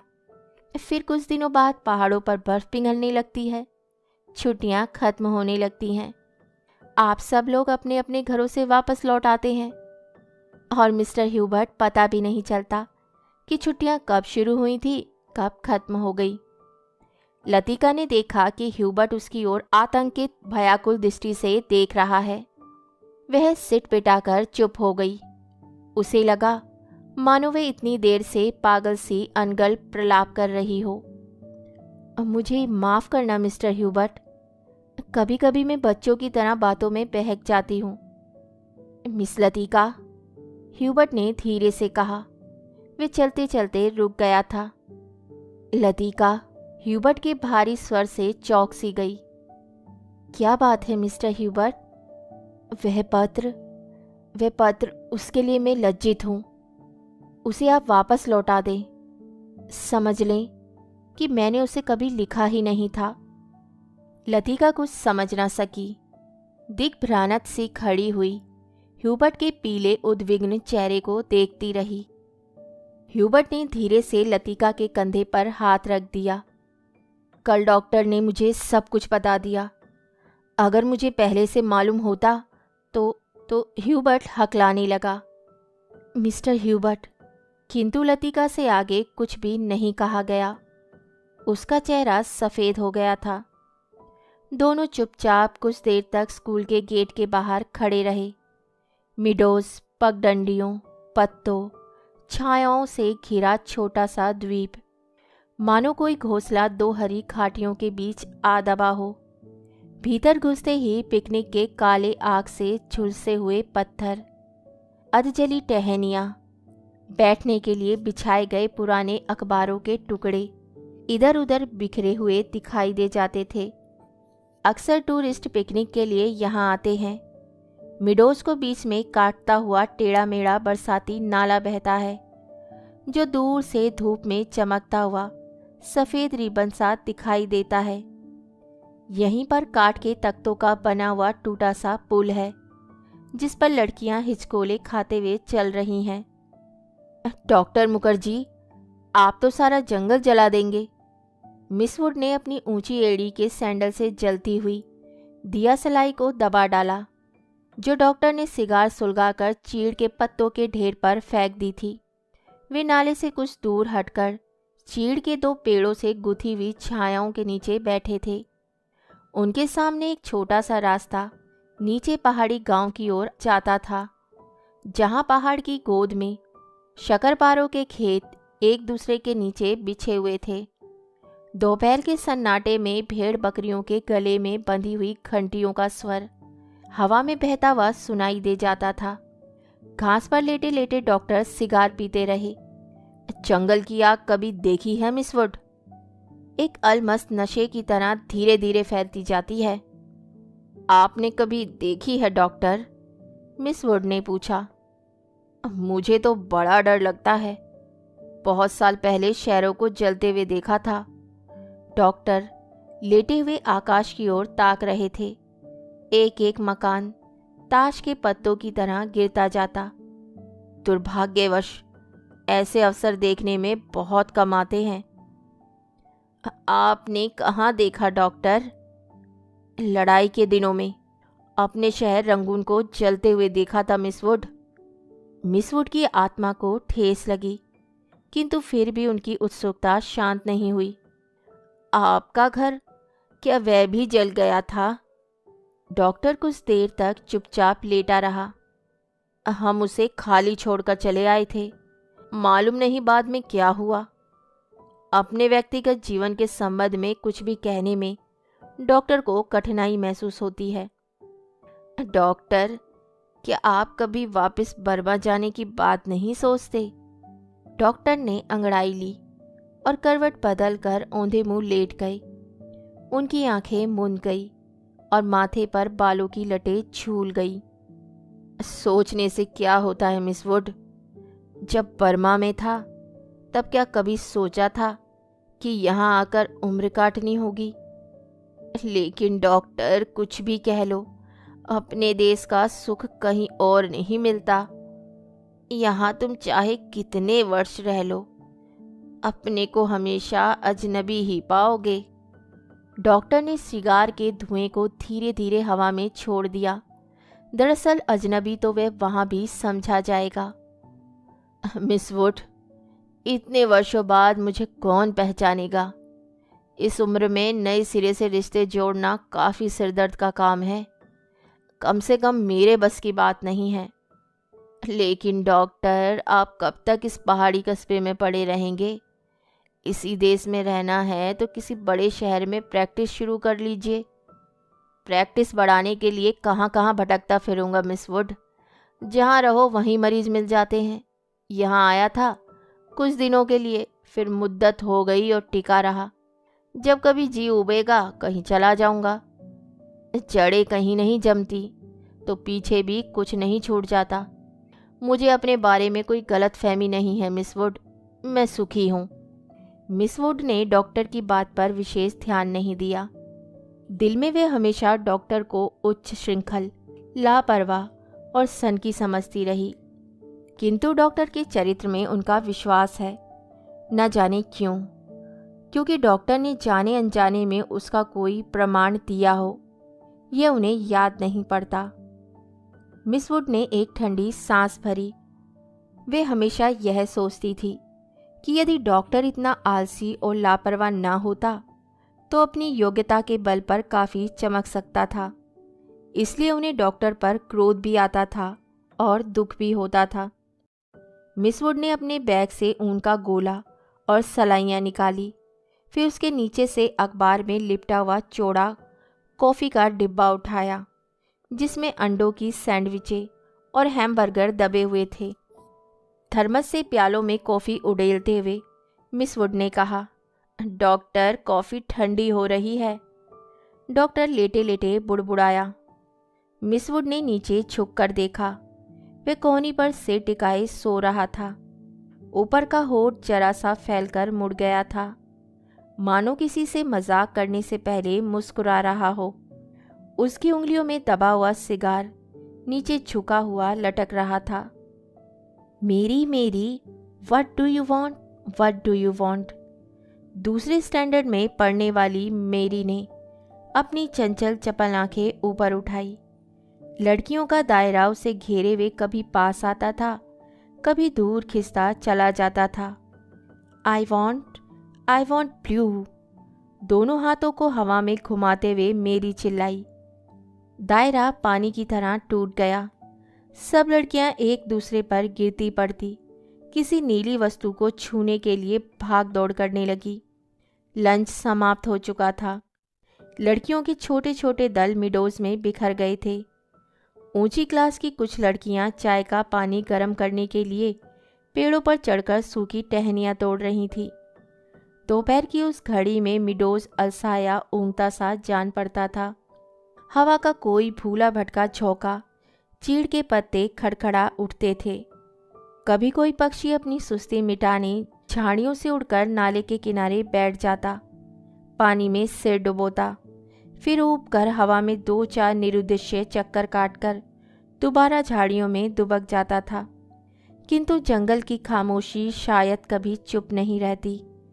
गहरी नींद में डूबी सपनों सी कुछ आवाज़ें नीरवता के हल्के झीने पर्दे पर सलवटे बिछा जाती हैं, मुख लहरों सी हवा में तिरती हैं, मानो कोई दबे पांव झाँक कर आदृश्य संकेत कर जाता है, देखो देखो मैं यहाँ हूँ।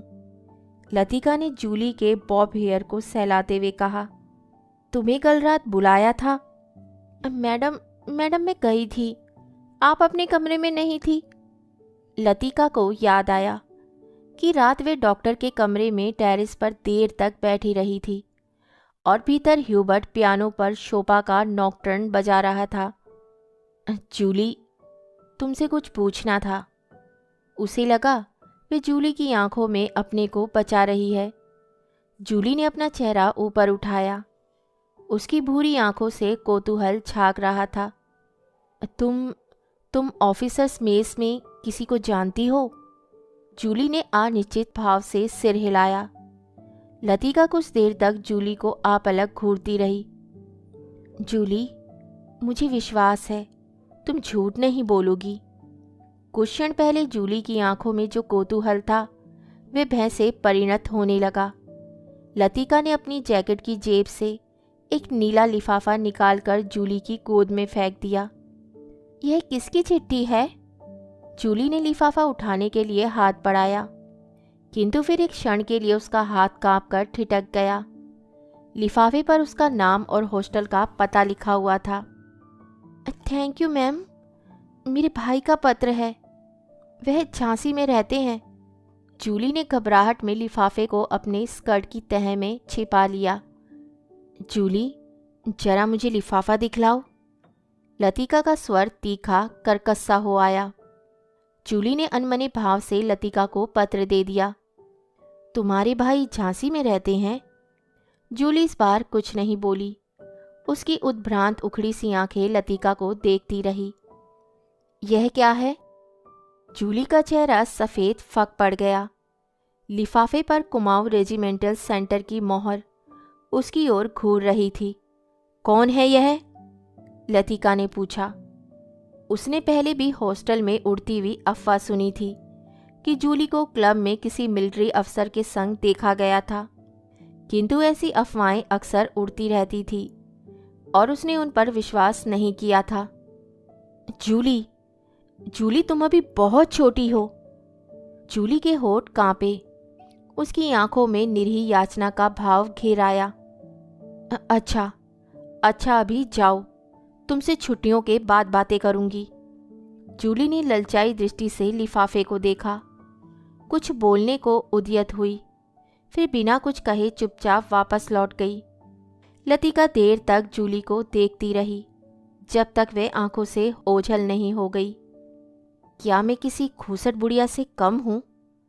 अपने अभाव का बदला क्या मैं दूसरे से ले रही हूँ? शायद कौन जाने, शायद जूली का यह प्रथम परिचय हो उस अनुभूति से जिसे कोई भी लड़की बड़े चाव से संजोकर संभाल कर अपने में छिपाए रहती है। एक अनिर्वचनीय सुख जो पीड़ा लिए है, पीड़ा और सुख को डुबोती हुई उमड़ते ज्वर की खुमारी जो दोनों को अपने में समो लेती है। एक दर्द जो आनंद से उपजा है और पीड़ा देता है। यहीं इसी देवदार के नीचे उसे भी यही लगा था जब गिरीश ने पूछा था, भाई तुम चुप क्यों हो? वह आंखें मूंदे सोच रही थी। सोच कहाँ रही थी, जी रही थी उस क्षण को जो भय और विस्मय के बीच भिजा था। भय का सा पागल क्षण। वे अभी पीछे मुड़ेगी तो गिरीश की नर्वस मुस्कुराहट दिखाई दे जाएगी। उस दिन से आज दोपहर तक का अतीत एक दुःस्वप्न की मानिंद टूट जाएगा। वही देवदार है जिस पर उसने अपने बालों के क्लिप से गिरीश का नाम लिखा था। पेड़ की छाल उतरती नहीं थी, क्लिप टूट टूट जाता था। तब गिरीश ने अपने नाम के नीचे उसका नाम लिखा था। जब कभी कोई अक्षर बिगड़ कर टेढ़ा मेढ़ा हो जाता था तब वह हंसती थी और गिरीश का कांपता हाथ और भी कांप जाता था। लतिका को लगा कि जो वह याद करती है वही भूलना भी चाहती है, लेकिन जब सचमुच भूलने लगती है तब उसे भय लगता है कि जैसे कोई उसकी चीज को उसके हाथों से छीने लिए जा रहा हो, ऐसा कुछ जो सदा के लिए खो जाएगा। बचपन में जब कभी वह अपने किसी खिलौने को खो देती थी तो वे गुमसुम सी होकर सोचा करती थी, कहाँ रख दिया मैंने। जब बहुत दौड़ धूप करने पर खिलौना मिल जाता तो वे बहाना करती कि अभी उसे खोज ही रही है, कि वह अभी मिला नहीं है। जिस स्थान पर खिलौना रखा होता जानबूझकर उसे छोड़कर घर के दूसरे कोने में उसे खोजने का उपक्रम करती। तब खोई हुई चीज याद रहती, इसलिए भूलने का भय नहीं रहता था। आज वे उस बचपन के खेल का बहाना क्यों नहीं कर पाती। बहाना शायद करती है, उसे याद करने का बहाना, जो भूलता जा रहा है। दिन महीने बीत जाते हैं और वे उलझी रहती है। अनजाने में गिरीश का चेहरा धुंधला पड़ता जाता है। याद वह करती है, किंतु जैसे किसी पुरानी तस्वीर के धूले भरे शीशे को साफ कर रही हो। वह वैसा दर्द नहीं होता, सिर्फ उसको याद करती है जो पहले कभी होता था। तब उसे अपने पर ग्लानि होती है। वे फिर जानबूझकर उस घाव को कुरेदती है जो भरता जा रहा है, खुद ब खुद उसकी कोशिशों के बावजूद भरता जा रहा है। देवदार पर खुदे हुए अधमीठे नाम लतिका की ओर निस्तब्ध निरीभाव से निहार रहे हैं। मिडोज के घने सन्नाटे में नाले पार से खेलती हुई लड़कियों की आवाज़ें गूंज जाती थी। What do you want? What do you want? तितलियाँ, झिंगुर, जुगनू मिडोज पर उतरती हुई सांझ की छायाओं में पता नहीं चलता कौन आवाज़ किसकी है। दोपहर के समय जिन आवाज़ों को अलग अलग पहचाना जा सकता था, अब वे एक स्वरता की अविरल धारा में घुल गई थी। घास से अपने पैरों को पोंछता हुआ कोई रेंग रहा है, झाड़ियों के झुरमुट से पैरों को फड़फड़ाता हुआ सपटकर कोई ऊपर से उड़ जाता है, किंतु ऊपर देखो तो कहीं कुछ भी नहीं है। मिडोज के झरने का गड़गड़ाता स्वर, जैसे अंधेरी सुरंग में झपाटे से ट्रेन गुजर गई हो और देर तक उसमें सीटियों और पहियों की चित्कार गूंजती रही हो। पिकनिक कुछ देर तक और चलती, किंतु बादलों की तह एक दूसरे पर चढ़ती जा रही थी। पिकनिक का सामान बटोरा जाने लगा। मिडोज के चारों ओर बिखरी हुई लड़कियां मिस वुड के इर्द गिर्द जमा होने लगी। अपने संग वे अजीबोगरीब चीज़ें बटोर लाई थी। कोई किसी पक्षी के टूटे पंख को बालों में लगाए हुए थी, किसी ने पेड़ की टहनी को चाकू से छीलकर छोटी सी बैत बना ली थी। ऊंची क्लास की कुछ लड़कियों ने अपने अपने रुमालों में नाले से पकड़ी हुई छोटी छोटी बालिश भर की मछलियों को दबा रखा था, जिन्हें मिस वुड से छिपकर वे एक दूसरे को दिखा रही थी। मिस वुड लड़कियों की टोली के संग आगे निकल गई। मिडोज से पक्की सड़कें तक 3-4 फ्लांग की चढ़ाई थी। लतिका हाफने लगी। डॉक्टर मुखर्जी सबसे पीछे आ रहे थे। लतिका के पास पहुंचकर वे ठिठक गए। डॉक्टर ने दोनों घुटनों को जमीन पर टेकते हुए सिर झुकाकर एलिजाबेथ यूगिन अंग्रेजी में कहा, मैडम आप इतनी परेशान क्यों नज़र आ रही हैं? और डॉक्टर की नाटकीय मुद्रा को देखकर लतिका के होठों पर एक थकी सी ढीली ढीली मुस्कुराहट बिखर गई। प्यास के मारे गला सूख रहा है और ये चढ़ाई है कि खत्म होने में नहीं आती। डॉक्टर ने अपने कंधे पर लटकते हुए थर्मस को उतारकर लतिका के हाथों में देते हुए कहा, थोड़ी सी कॉफ़ी बची है, शायद कुछ मदद कर सके। पिकनिक में तुम कहाँ रह गए थे डॉक्टर? कहीं दिखाई नहीं दिए। दोपहर भर सोता रहा मिस वुड के संग। मेरा मतलब है, मिस वुड पास बैठी थी। मुझे लगता है मिस वुड मुझसे मोहब्बत करती हैं। कोई भी मजाक करते समय डॉक्टर अपनी मूंछों के कोनों को चबाने लगता है। क्या कहती थी? लतिका ने थर्मस से कॉफ़ी को मुंह में उड़ेल लिया। शायद कुछ कहती, लेकिन बदकिस्मती से बीच में ही मुझे नींद आ गई। मेरी जिंदगी के कुछ खूबसूरत प्रेम प्रसंग कमबख्त इस नींद के कारण अधूरे रह गए हैं।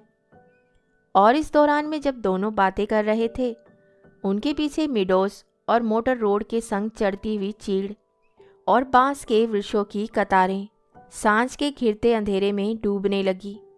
मानो प्रार्थना करते हुए उन्होंने चुपचाप अपना सिर नीचे झुका लिया हो। पेड़ों के ऊपर बादलों में गिरजे का क्रॉस कहीं उलझा पड़ा था। उसके नीचे पहाड़ों की ढलान पर बिछे हुए खेत भागती हुई गिलहरियों से लग रहे थे, जो मानो किसी की टो में स्तब्ध ठिठक गई हो। डॉक्टर, मिस्टर ह्यूबर्ट पिकनिक पर नहीं आए? डॉक्टर मुखर्जी टॉर्च जलाकर लतिका के आगे आगे चल रहे थे। मैंने उन्हें मना कर दिया था। किस लिए? अंधेरे में पैरों के नीचे दबे हुए पत्तों की चरमराहट के अतिरिक्त कुछ सुनाई नहीं देता था। डॉक्टर मुखर्जी ने धीरे से खांसा। पिछले कुछ दिनों से मुझे संदेह होता जा रहा है कि ह्यूबर्ट की छाती का दर्द शायद मामूली दर्द नहीं है। डॉक्टर थोड़ा सा हंसा, जैसे उसे अपनी ये गंभीरता आरुचिकर लग रही हो। डॉक्टर ने प्रतीक्षा की, शायद लतिका कुछ कहेगी, किंतु लतिका चुपचाप उसके पीछे चल रही थी। यह मेरा महज शक है, शायद मैं बिल्कुल गलत हूँ, किंतु ये बेहतर होगा कि वे अपने एक फेफड़े का एक्सरे करा लें। इसमें कम से कम कोई भ्रम तो नहीं रहेगा। आपने मिस्टर ह्यूबर्ट से इसके बारे में कुछ कहा है? अभी तक तो कुछ नहीं कहा। ह्यूबर्ट जरा सी बात पर चिंतित हो उठता है, इसलिए कभी साहस नहीं हो पाता। डॉक्टर को लगा उसके पीछे आते हुए लतिका के पैरों का स्वर सहसा बंद हो गया है। उन्होंने पीछे मुड़कर देखा। लतिका बीच सड़क पर अंधेरे में छाया सी चुपचाप निश्चल खड़ी है। डॉक्टर, लतिका का स्वर भर्राया हुआ था। क्या बात है मिस लतिका, आप रुक क्यों गई? डॉक्टर, क्या मिस्टर ह्यूबर्ट? डॉक्टर ने अपनी टॉर्च की मंदिम रोशनी लतिका पर उठा दी। उसने देखा लतिका का चेहरा एकदम पीला पड़ गया है और वे रह रहकर पत्ते सी कांप जाती है। मिस लतिका, क्या बात है? आप तो बहुत डरी सी जान पड़ती हैं। कुछ नहीं डॉक्टर, मुझे कुछ याद आ गया था। वे दोनों फिर चढ़ने लगे। कुछ दूर जाने पर उनकी आंखें ऊपर उठ गई। पक्षियों का एक बेड़ा धूमिल आकाश में त्रिकोण बनाता हुआ पहाड़ों के पीछे से उनकी ओर आ रहा था। लतिका और डॉक्टर सिर उठाकर इन पक्षियों को देखते रहे। लतिका को याद आया, हर साल सर्दी की छुट्टियों से पहले ये परिंदे मैदानों की ओर उड़ते हैं, कुछ दिनों के लिए बीच के इस पहाड़ी स्टेशन पर बसेरा करते हैं, प्रतीक्षा करते हैं बर्फ के दिनों की, जब वे नीचे अजनबी अनजाने देशों में उड़ जाएंगे। क्या वे सब भी प्रतीक्षा कर रहे हैं? वह, डॉक्टर मुखर्जी, मिस्टर ह्यूबर्ट, लेकिन कहाँ के लिए? हम कहाँ जाएंगे? किंतु उसका कोई उत्तर नहीं मिला। उस अंधेरे में मिडोस के झरने के भुतेले स्वर और चीड़ के पत्तों की सरसराहट के अतिरिक्त कुछ सुनाई नहीं देता था। लतिका हड़बड़ाकर चौंक गई। अपनी छड़ी पर झुका हुआ डॉक्टर धीरे धीरे सीटी बजा रहा था। अब मिस लतिका, जल्दी कीजिए, बारिश शुरू होने वाली है। हॉस्टल पहुंचते पहुंचते बिजली चमकने लगी थी, किंतु उस रात बारिश देर तक नहीं हुई। बादल बरसने भी नहीं पाते थे कि हवा के थपेड़ों से धकेल दिए जाते थे। दूसरे दिन तड़के ही बस पकड़नी थी, इसलिए डिनर के बाद लड़कियां सोने के लिए अपने अपने कमरों में चली गई थी। जब लतिका अपने कमरे में गई तो उस समय कुमाऊं रेजिमेंट सेंट्रल का बिगुल बज रहा था। उसके कमरे में करीमुद्दीन कोई पहाड़ी धुन गुनगुनाता हुआ लैंप में गैस पंप कर रहा था। लतिका उन्हीं कपड़ों में तकियों को दोहरा करके लेट गई। करीमुद्दीन ने उड़ती हुई निगाह से लतिका को देखा, फिर अपने काम में जुट गया। पिकनिक कैसी रही मेम साहब? तुम क्यों नहीं आए? सब लड़कियां तुम्हें पूछ रही थी। लतिका को लगा दिन भर की थकान धीरे धीरे उसके शरीर की पसलियों पर चिपटती जा रही हैं। अनायास उसकी आंखें नींद के बोझ में झपकने लगी।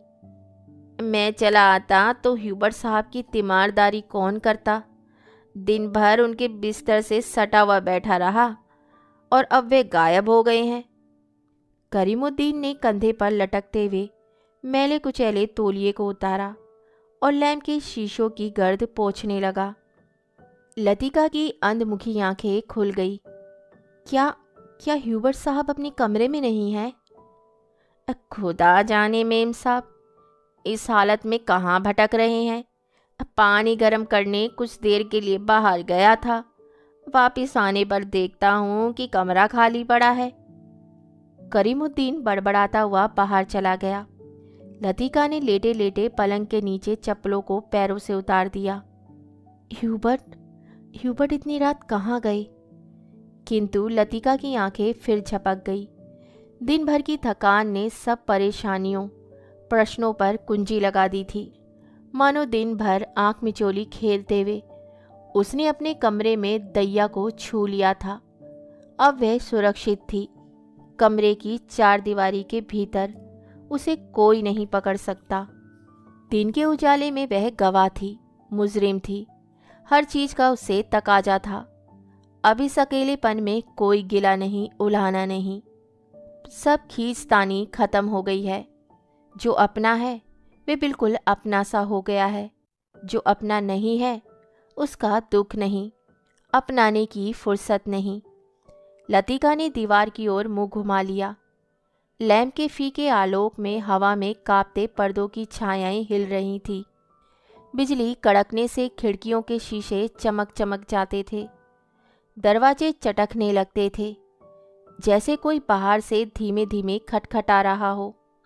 कॉरिडोर से अपने अपने कमरों में जाती हुई लड़कियों की हंसी, बातों के कुछ शब्द, फिर सब कुछ शांत हो गया। किंतु फिर भी देर तक कच्ची नींद में वह लैंप का धीमा सा सीसी स्वर सुनती रही। कब वे स्वर भी मौन का भाग बनकर मूक हो गया, उसे पता न चला। कुछ देर बाद उसको लगा सीढ़ियों से कुछ दबी आवाजें ऊपर आ रही हैं। बीच बीच में कोई चिल्ला उठता है और फिर सहसा आवाजें धीमी पड़ जाती हैं। मिस लतिका, जरा अपना लैंप ले आइए। कॉरिडोर के जीने से डॉक्टर मुखर्जी की आवाज़ आई थी। कॉरिडोर में अंधेरा था। वे 3-4 सीढ़ियाँ नीचे उतरी, लैंप नीचे किया। सीढ़ियों से सटे जंगले पर ह्यूबर्ट ने अपना सिर रख दिया था। उसकी एक बाँह जंगले के नीचे लटक रही थी और दूसरी डॉक्टर के कंधे पर झूल रही थी, जिसे डॉक्टर ने अपने हाथों में जकड़ रखा था। मिस लतिका, लैंप जरा और नीचे झुका दीजिए। ह्यूबर्ट। डॉक्टर ने ह्यूबर्ट को सहारा देकर ऊपर खींचा। ह्यूबर्ट ने अपना चेहरा ऊपर किया। विस्की की तेज बू का झोंका लतिका के सारे शरीर को झिंझोड़ गया। ह्यूबर्ट की आंखों में सुर्ख डोरे खींचाए थे। कमीज का कॉलर उल्टा हो गया था और टाई की गांठ ढीली होकर नीचे खिसक आई थी। लतिका ने कांपते हाथों से लैंप सीढ़ियों पर रख दिया और आप दीवार के सहारे खड़ी हो गई। उसका सिर चकराने लगा था। In a back lane of the city there is a girl who loves me. Hubert हिचकियों के बीच गुनगुना उठता था। Hubert please. डॉक्टर ने ह्यूबर्ट के लड़खड़ाते शरीर को अपनी मजबूत गिरफ्त में ले लिया। मिस लतिका, आप लैंप लेकर आगे चलिए। लतिका ने लैंप उठाया। दीवार पर उन तीनों की छायाएं डगमगाने लगी। In a back lane of the city there is a girl who loves me. Hubert doctor Mukherjee के कंधे पर सिर टिकाए अंधेरी सीढ़ियों पर उल्टे सीधे पैर रखते चढ़ रहा था। डॉक्टर, हम कहाँ हैं? ह्यूबर्ट सहसा इतनी जोर से चिल्लाया कि उसकी लड़खड़ाती आवाज़ सुनसान अंधेरे में कॉरिडोर की छत से टकराकर देर तक हवा में गूंजती रही। ह्यूबर्ट! डॉक्टर को एकदम ह्यूबर्ट पर गुस्सा आ गया। फिर अपने गुस्से पर ही उसे खींच सी हो आई और वे ह्यूबर्ट की पीठ थपथपाने लगा। कुछ बात नहीं ह्यूबर्ट डियर, तुम सिर्फ थक गए हो। ह्यूबर्ट ने अपनी आंखें डॉक्टर पर गड़ा दी। उनमें एक भयभीत बच्चे की सी कातरता झलक रही थी, मानो डॉक्टर के चेहरे से वे किसी प्रश्न का उत्तर पा लेना चाहता हो। ह्यूबर्ट के कमरे में पहुंचकर डॉक्टर ने उसे बिस्तर पर लिटा दिया। ह्यूबर्ट ने बिना किसी विरोध के चुपचाप जूते मोजे उतरवा दिए। जब डॉक्टर ह्यूबर्ट की टाई उतारने लगा तो ह्यूबर्ट अपनी कोहनी के सहारे उठा। कुछ देर तक डॉक्टर को आंखें फाड़ते हुए घूरता रहा, फिर धीरे से उसका हाथ पकड़ लिया। डॉक्टर, डॉक्टर, क्या मैं मर जाऊंगा? कैसी बात करते हो ह्यूबर्ट? डॉक्टर ने हाथ छुड़ाकर धीरे से ह्यूबर्ट का सिर तकिए पर टिका दिया। Good night Hubert. Good night doctor. Hubert ने करवट बदल ली। Good night mister Hubert. Latika का स्वर सिहर गया, किंतु ह्यूबर्ट ने कोई उत्तर नहीं दिया। करवट बदलते ही उसे नींद आ गई थी। कॉरिडोर में वापस आकर डॉक्टर मुखर्जी रेलिंग के सामने खड़े हो गए। हवा के तेज झोंके से आकाश में फैले बादलों की परतें जब कभी इकहरी हो जाती हैं, तब उनके पीछे से चांदनी बुझती हुई आग के धुएं सी आसपास की पहाड़ियों पर फैल जाती थी। आपको मिस्टर ह्यूबर्ट कहाँ मिले? लतिका कॉरिडोर के दूसरे कोने में रेलिंग पर झुकी हुई थी। क्लब के बार में उन्हें देखा था। मैं ना पहुंचता तो ना जाने कब तक बैठे रहते। डॉक्टर मुखर्जी ने सिगरेट जलाई। उन्हें अभी 1-2 मरीजों के घर जाना था। कुछ देर तक उन्हें टाल देने के इरादे से वे कॉरिडोर में खड़े रहे। नीचे अपने क्वार्टर में बैठा हुआ करीमुद्दीन माउथ ऑर्गन पर कोई पुरानी फिल्मी धुन बजा रहा था। आज दिन भर बादल छाए रहे, लेकिन खुलकर बारिश नहीं हुई। क्रिसमस तक शायद मौसम ऐसा ही रहेगा। कुछ देर तक दोनों चुपचाप खड़े रहे। कॉन्वेंट स्कूल के बाहर फैले लॉन के झिंगूरों का अनवर्त स्वर चारों ओर फैली निस्तब्धता को और भी अधिक घना बना रहा था। कभी कभी ऊपर मोटर रोड पर किसी कुत्ते की रिरियाहट सुनाई पड़ जाती थी। डॉक्टर, कल रात आपने मिस्टर ह्यूबर्ट से कुछ कहा था मेरे बारे में? वही जो सब लोग जानते हैं। और ह्यूबर्ट, जिसे जानना चाहिए था, नहीं जानता था। डॉक्टर ने लतिका की ओर देखा। वे जड़वत अविचलित रेलिंग पर झुकी हुई थी। वैसे हम सब की अपनी अपनी जिद होती है। कोई छोड़ देता है, कोई आखिर तक उससे चिपका रहता है। डॉक्टर मुखर्जी अंधेरे में मुस्कुराए। उनकी मुस्कुराहट में सूखा सा विरक्ति का भाव भरा था। कभी कभी मैं सोचता हूँ मिस लतिका, किसी चीज़ को ना जानना यदि गलत है तो जानबूझकर ना भूल पाना, हमेशा जोंक की तरह उससे चिपटे रहना, यह भी गलत है। बर्मा से आते हुए मेरी पत्नी की मृत्यु हुई थी। मुझे अपनी ज़िंदगी बेकार सी लगी थी। आज इस बात को अरसा गुजर गया और जैसा आप देखती हैं मैं जी रहा हूँ। उम्मीद है कि काफ़ी अरसा और जीऊँगा। ज़िंदगी काफ़ी दिलचस्प लगती है और यदि उम्र की मजबूरी ना होती तो शायद मैं दूसरी शादी करने में भी ना हिचकता। इसके बावजूद कौन कह सकता है कि मैं अपनी पत्नी से प्रेम नहीं करता था? आज भी करता हूँ। लेकिन डॉक्टर, लतिका का गला रुंध आया था। क्या मिस लतिका? डॉक्टर, सब कुछ होने के बावजूद वे क्या चीज़ है जो हमें चलाए चलती है? हम रुकते हैं तो भी अपने रेले में वे हमें घसीट ले जाती है। लतिका को लगा कि वे जो कहना चाह रही है कह नहीं पा रही है। जैसे अंधेरे में कुछ खो गया है जो मिल नहीं पा रहा है, शायद कभी नहीं मिल पाएगा। यह तो आपको फादर एलमंड ही बता सकेंगे मिस लतिका। डॉक्टर की खोखली हंसी में उनका पुराना सनकीपन उभर आया था। अच्छा अच्छा, चलता हूँ मिस लतिका, मुझे काफ़ी देर हो गई है। डॉक्टर ने दिया सलाई जलाकर घड़ी को देखा। Good night miss Latika. Good night doctor. Doctor के जाने पर लतिका कुछ देर तक अंधेरे में रेलिंग से सटी खड़ी रही। हवा चलने से कॉरिडोर में जमा हुआ कोहरा सिहर उठता था। शाम को सामान बांधते हुए लड़कियों ने अपने अपने कमरे के सामने जो पुरानी कॉपियाँ, अखबारों और रद्दी के ढेर लगा दिए थे, वे सब अब अंधेरे कॉरिडोर में हवा के झोंकों से इधर उधर बिखरने लगे थे। लतिका ने लैंप उठाया और अपने कमरे की ओर जाने लगी। कॉरिडोर में चलते हुए उसने देखा जूली के कमरे में प्रकाश की एक पतली रेखा दरवाजे के बाहर खिंचाई है। लतिका को कुछ याद आया। वह कुछ क्षणों तक सांस रोके जूली के कमरे के बाहर खड़ी रही। कुछ देर बाद उसने दरवाज़ा खटखटाया। भीतर से कोई आवाज़ नहीं आई। लतिका ने दबे हाथों से हल्का सा धक्का दिया। दरवाज़ा खुल गया। जूली लैंप बुझाना भूल गई थी। लतिका धीरे धीरे दबे पांव जूली के पलंग के पास चली गई। जूली का सोता हुआ चेहरा लैंप के फीके आलोक में पीला सा दिख रहा था। लतिका ने अपनी जेब से वही नीला लिफाफा निकाला और धीरे से जूली के तकिए के नीचे दबाकर रख दिया। कहानी सुनने के लिए धन्यवाद। तो अभी आप सुन रहे थे निर्मल वर्मा की लिखी कहानी परिंदे। दोस्तों, परिंदे मूलतः प्रेम कहानी है। कहानी में प्रेम के प्रति जितना तीव्र सम्मोहन है, उतना ही उस सम्मोहन से मुक्त होने की अकुलाहट भी। परिंदे कहानी में निर्मल वर्मा की मनोवैज्ञानिक सूझबूझ भी काफ़ी उभरकर सामने आई है। इस कहानी के सभी पात्र कहीं ना कहीं अपने अतीत से जुड़े हुए हैं। वे सब अपने अतीत से, अपने दुख से आज़ाद होना चाहते हैं, किंतु वे ऐसा कर पाने में असमर्थ रहते हैं। एक तरह से देखा जाए तो परिंदे की लतिका की समस्या स्वतंत्रता या मुक्ति की समस्या है।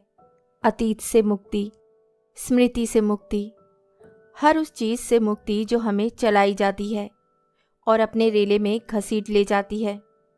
इस कहानी के सभी पात्र अपने अतीत से मुक्त होने के लिए प्रयत्नशील है। यही नहीं, लेखक ने कहानी के माध्यम से मानव मुक्ति का प्रश्न उठाने के साथ साथ हिंदी कहानी की परिपाटी से मुक्ति पाने का प्रयत्न किया है। साथ ही निर्मल वर्मा ने अपना उद्देश्य भी प्रकट किया है कि प्रेमी के मर जाने के बाद अतीत को याद कर लतिका पूरे संसार में स्वयं को अकेला पाती है। निर्मल वर्मा की मान्यता है कि अतीत का मोह व्यर्थ है, मरे हुए के साथ मरना बेवकूफ़ी है। शून्यता का अनुभव मनुष्य के जीवन में निराशा और अंधकार के सिवाय कुछ नहीं लाता। अतः अतीत को जब तक हम विस्मृत नहीं करते, हम भविष्य में आगे कदम ठीक ढंग से नहीं बढ़ा सकते। अतीत को याद जरूर किया जाए, लेकिन अतीत के साथ ही चिपक कर रहना ये बेवकूफ़ी है।